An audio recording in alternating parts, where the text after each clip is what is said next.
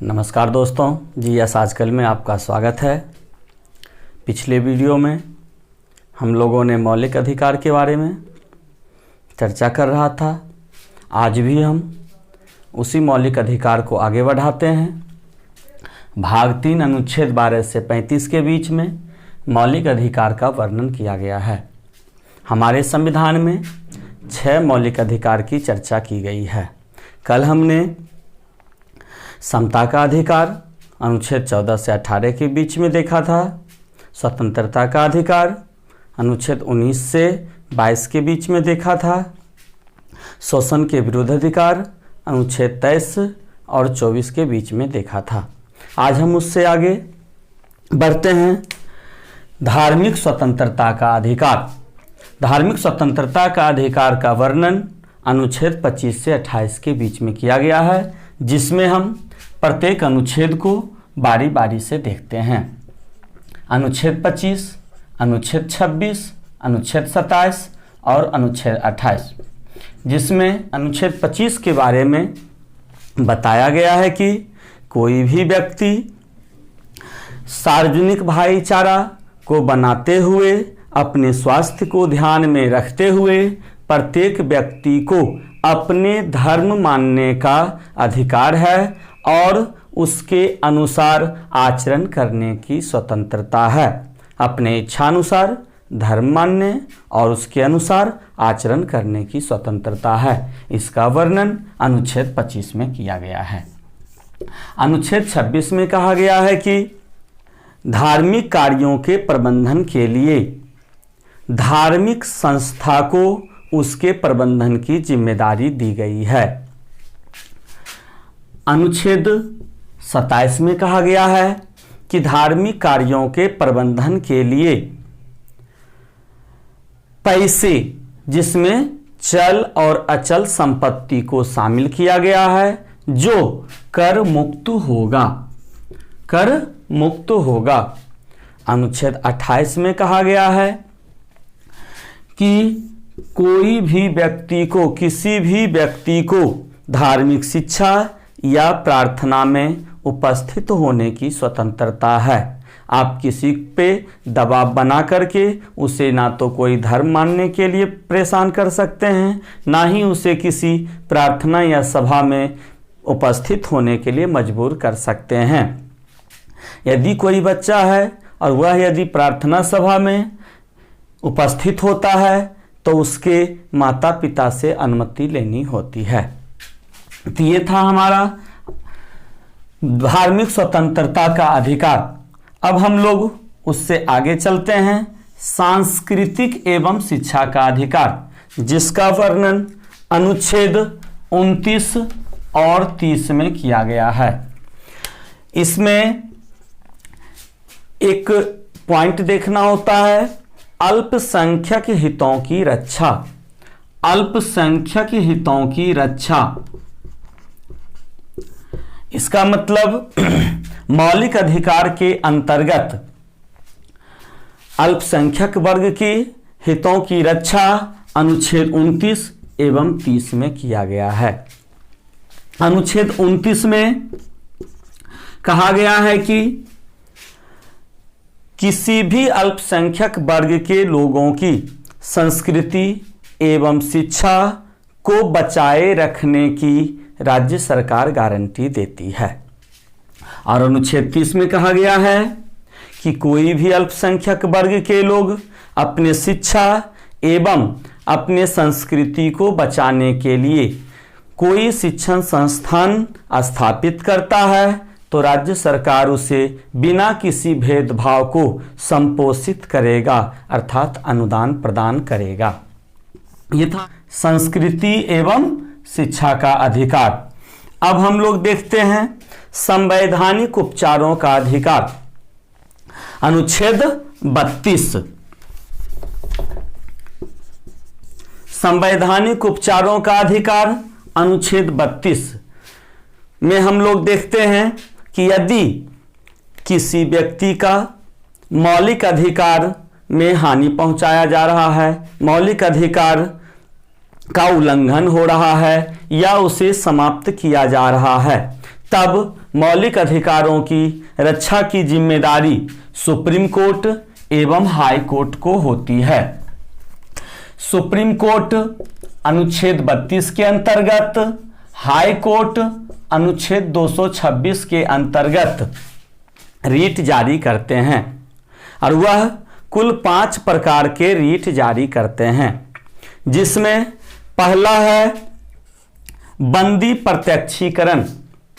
बंदी प्रत्यक्षीकरण का अर्थ है यदि किसी व्यक्ति को गिरफ्तार किया जाता है तब उसे गिरफ्तारी के 24 घंटा के अंदर किसी मजिस्ट्रेट के सामने उपस्थित करने का अधिकार।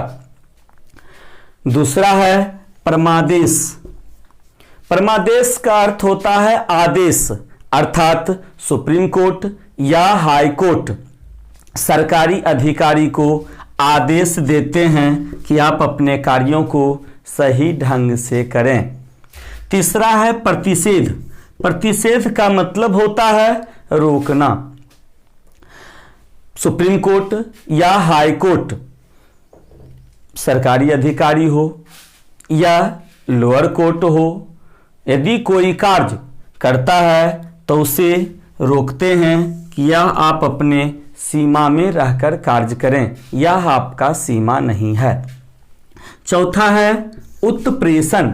उत्प्रेषण का अर्थ हुआ कि ऊपरी कोर्ट निचली कोर्ट में चल रहे किसी सुनवाई से यदि संतुष्ट नहीं है तो वह उसे अपने यहाँ मंगाकर उस पर सुनवाई करे, उत्प्रेषण।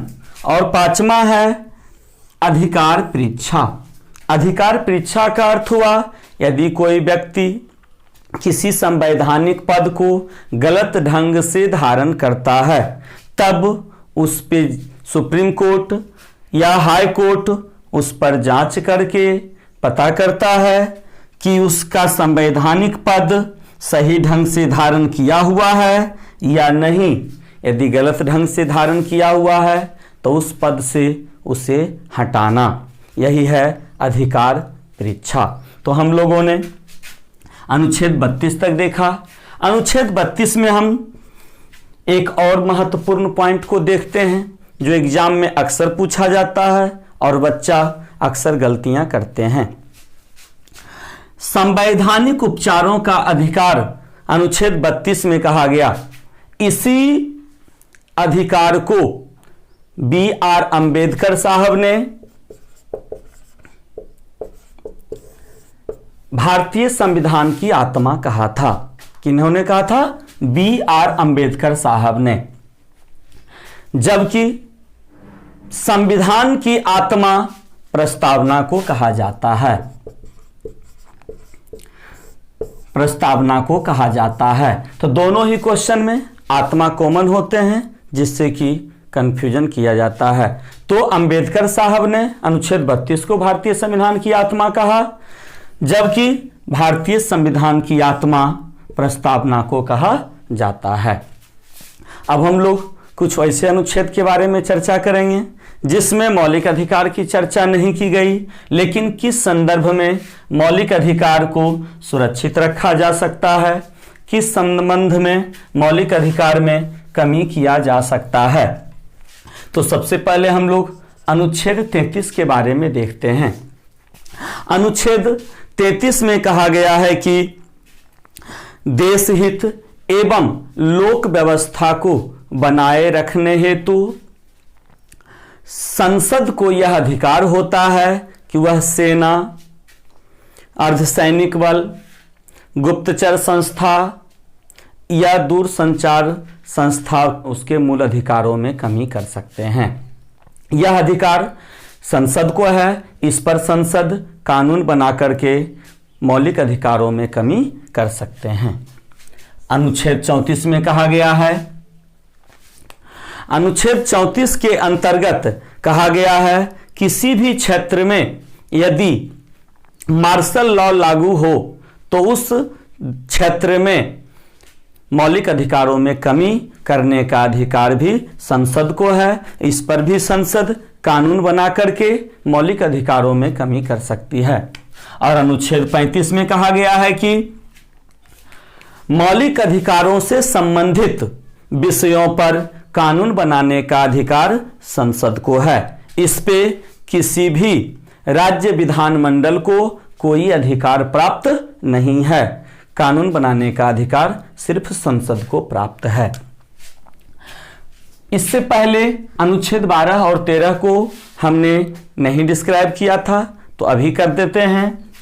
अनुच्छेद 12 में राज्य की परिभाषा को स्पष्ट किया गया है और हम लोग जानते हैं कि किसी भी नागरिक को जो मौलिक अधिकार प्राप्त होता है वो राज्य के विरोध में प्राप्त होता है। इसीलिए मौलिक अधिकार के अंतर्गत अनुच्छेद 12 में राज्य को डिफाइन किया गया है।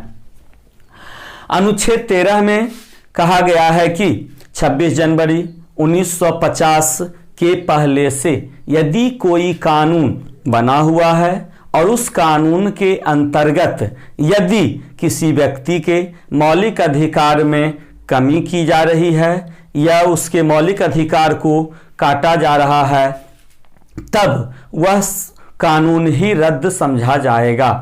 और 26 जनवरी 1950 के बाद भी यदि कोई कानून बना हुआ है जिससे मौलिक अधिकारों में कमी हो रहा है, तब सुप्रीम कोर्ट उस कानून को रद्द घोषित कर सकता है। सुप्रीम कोर्ट के इसी अधिकार को पुनराविलोकन का अधिकार कहा जाता है।